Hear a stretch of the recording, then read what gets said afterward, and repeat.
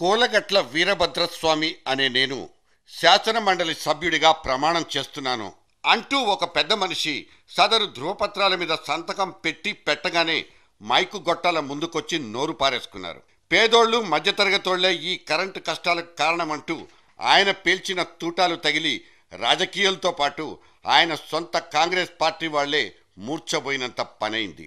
తన 2 చేతుల వేళ్లకు పట్టిన ఉంగరాలన్నీ పెట్టేసుకుని మెళ్ళో బంగారు గొలుసులు దిగేసుకుని ప్రజాసేవ కోసం రాజకీయాల్లోకి దిగబడిపోయిన ఈ పెద్ద కోటీశ్వరుడు పాపం ప్రమాణ స్వీకారం చేసిన మరుక్షణంలోనే ఇలా నోరు జారడాన్ని స్వపక్షీయులే జీర్ణించుకోలేకపోతున్నారు. ఒక పక్క ఎడాపెడా పెంచేసిన కరెంటు ఛార్జీలకు జవాబులు చెప్పుకోలేక సంజాయిషీలు ఇచ్చుకోలేక అధికార పార్టీ పెద్దలు సతమతమవుతుంటే ఈయనెవడండి బాబు ఎకసక్యాలతో చంపేస్తున్నాడంటూ విసురులు వినిపిస్తున్నాయి.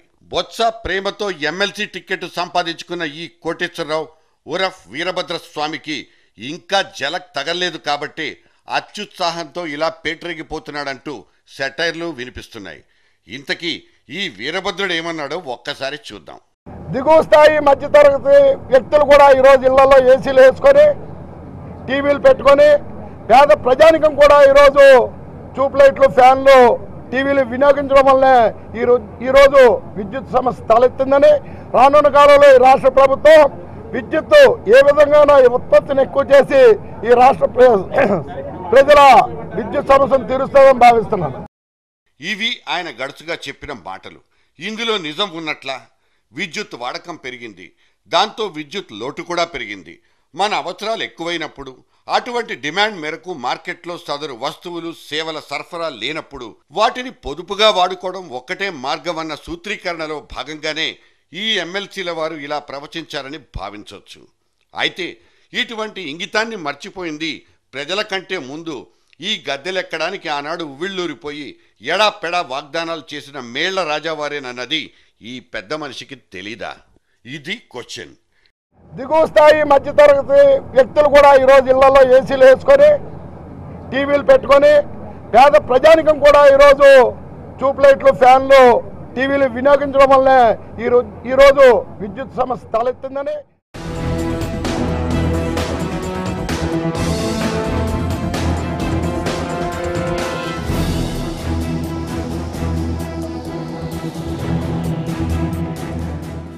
కిలో 30 రూపాయలకు దొరికే బియ్యాన్ని తీసుకొచ్చి రూపాయికే ఒళ్ళో పోస్తున్న ఈ ఏలుబడుల నిర్వాకాలే ఇందుకు సాక్ష్యంగా కూడా చెప్పుకోవచ్చు.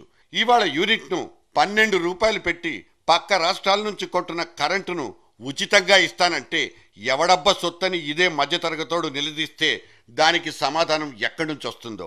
రైతులకు ఒక పక్క ఉచితంగానే కరెంట్ ఇస్తూ కొంచెం ఇబ్బందికరమైన పరిస్థితి ఉన్నా కూడా 12 రూపాయల 20 పైసలు 12 రూపాయల 50 పైసలకు కొనుగోలు చేసి దగ్గర 450 మెగావాట్స్ నుంచి 500 మెగావాట్స్ ప్రతిరోజు మనము కొనుగోలు చేసి ఇవ్వటం జరుగుతా ఉంది. అంటే 12 రూపాయల 20 12 రూపాయల 50 పైసలు ఖర్చు పెట్టి రైతులకు 1 యూనిట్ ఖర్చు పెట్టి రైతులకు ఉచితంగా ఇవ్వటం జరుగుతా ఉంది. పొదుపు మంత్రం జపిస్తున్న ప్రభుత్వం ప్రజల వరకు ఉపదేశాలు ఇస్తోంది, కానీ తమ ఎమ్మెల్యేలు మంత్రులు అధికారులకు కరెంటును నియంత్రించగలుగుతోందా? జనరేటర్లు యూపీఎస్లతో గంటలకు గంటలు పుట్టించేస్తున్న కరెంటుకు అవుతున్న ఖరీదుల్ని ఏ పదుల్లో రాసుకుంటోంది? ఇవాళ కరెంటును మీకు మీరే ఉత్పత్తి చేసుకోవాలని క్యాప్టివ్ పవర్ యూనిట్లకు పర్మిషన్లు ఇస్తున్న వైనాల్లో లొసుగులు లేవా?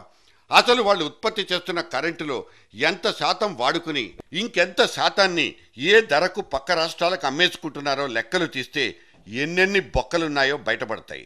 ఒకప్పుడు తాను సొంతంగా స్థాపించుకున్న కార్బైడ్ పరిశ్రమకు వాడేసుకున్న కరెంటుకు ఆనాడు కోట్లాది రూపాయల బిల్లులైతే సదరు బకాయిల్ని రద్దు చేయాలంటూ సచివాలయం చుట్టూ తిరిగి పైరువీలు చేసిన మాజీ ముఖ్యమంత్రిని ఒక్కరైనా అడిగారా?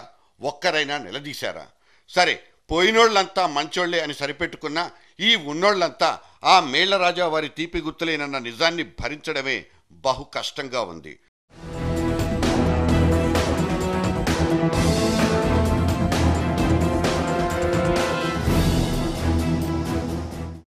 ఉచితం ఉచితం అంటూ ఊరురా తిరిగి ఓట్ల జాతరలకు తెరలేపిన ఆ పాపాలే ఇవాళ చీకటి జాగారాలకు కారణమంటూ ఈ ఎన్నికైన పెద్ద మనిషి గ్రహించలేకపోవడమే మన దౌర్భాగ్యం.